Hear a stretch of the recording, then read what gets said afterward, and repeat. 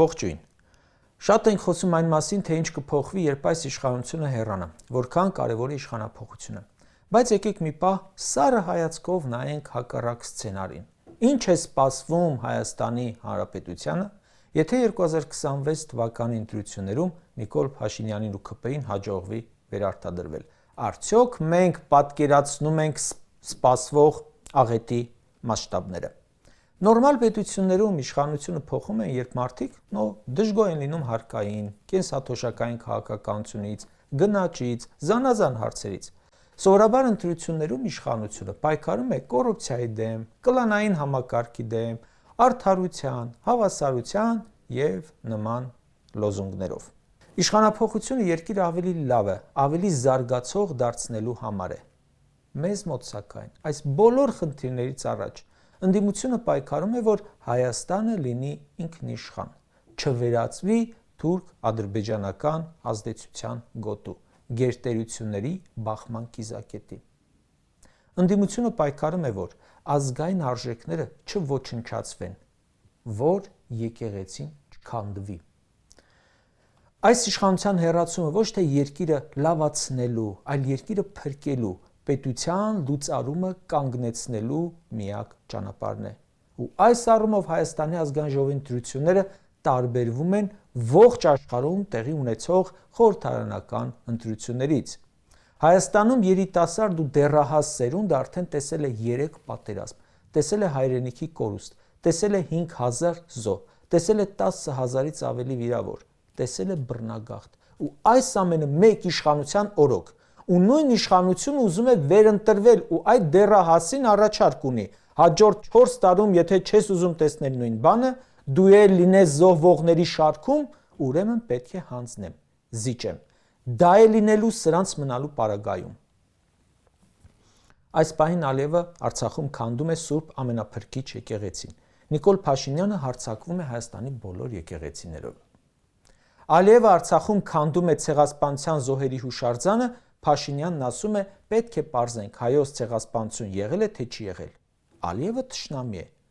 Փաշինյանը ոչ, ի պաշտոն է։ Գործողություններում բայց դուք տեսնում եք տարբերություն։ Ինչ ենք տեսնելու լեգիտիմություն հանրային աջակցություն չունեցող ուժի ամեն գնով 3-րդ անգամ աթոռը բռնազավթելու դեպքում։ Երկրի ներսում վստահաբար տեսնելու ենք տոտալ տերոր և վախի մթնոլորտի բազմապատկում։ Նա շարունակելու է իշխել բանտերով ու մահակներով։ Իշխանությունը շարունակելու է մնալ մշտական խուճապի, մշտական պարանոյայի մեջ։ 18-ամյա դպրոցական Դավիթ Մինասյանը, որին 3 անվասայլակով բանտ են տարել, ոչ մի մեղք չունենալու պատճառով,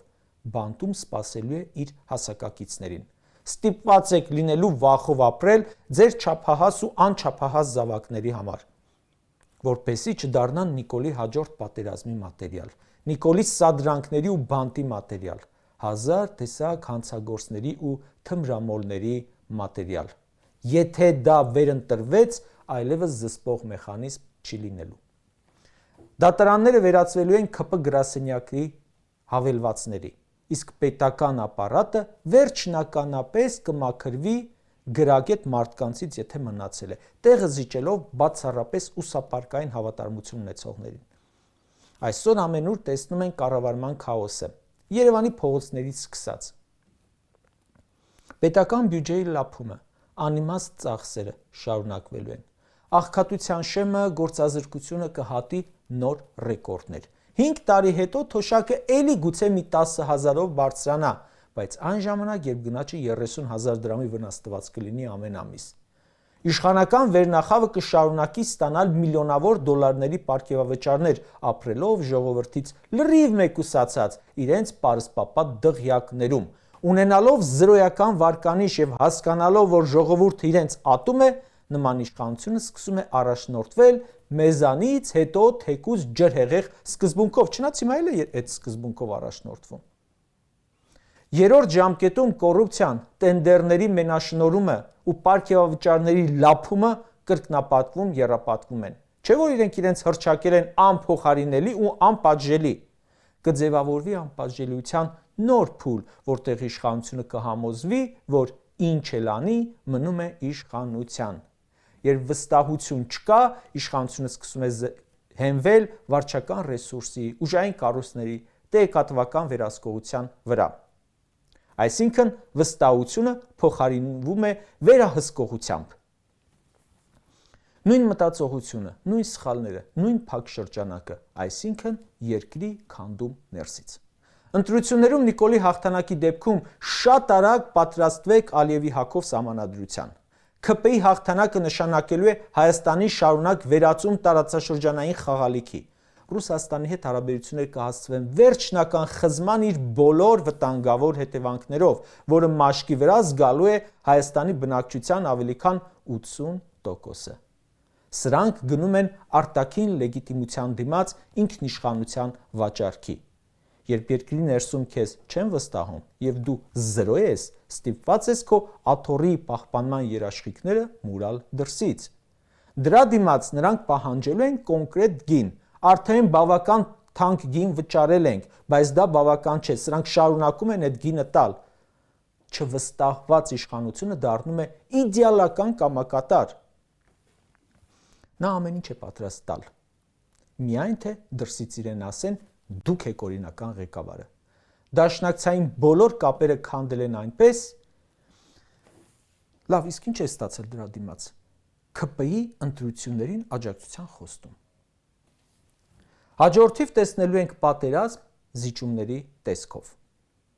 Բայց թուլացած սեփական բանակը, պահեստային գործիք հռչակած ու անընդհատ զիջող իշխանությունը երբեք խաղաղություն չի բերելու։ Պատկերացրեք, Ալիևը տեսնում է, որ հաջորդ 5 տարվա համար Հայաստանում էլի իշխանության ղեկին է իր խաղալիքը։ Կանցնի հաջորդ փուլին, արևմտյան Ադրբեջանի պլանի գործնական իրականացմանը։ Ով չի մտածել այդ հետոյի շուրջ։ Կզիջի Հայաստանի իշխանություն կոչվածը էլի ինչ ուզի Ալիևը։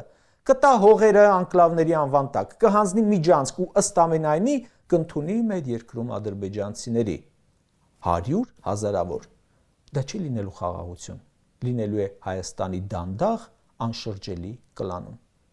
Կարճ ասած, Նիկոլ Փաշինյանի վերարտադրությունը սովորական քաղաքական պրոցես չէ։ Վստահություն չունեցող իշխանության երրորդ ժամկետը պետության դեմ, պետության տակ դրված դանդաղ գործող ռումբ է։ Պետության տակ շարել են ռումբեր իրենց կաշին փրկելու համար, որովհետև իշխանությունից դուրս գալը նրանց համար նշանակում է կանգնել դատարանի առաջ, տապալված բանակի, հանձնված Արցախի, հազարավոր զոհերի ու ավերված պետականության համար։ Հանդուրժել այս իշխանությունը,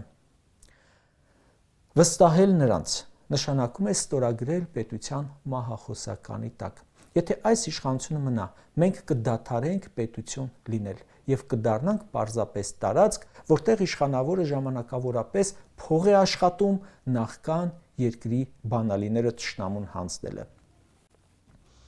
Ահա սա է այն գինը, որը մենք վճարելու ենք, եթե հանդուրժենք այս աղետի շարունակությունը։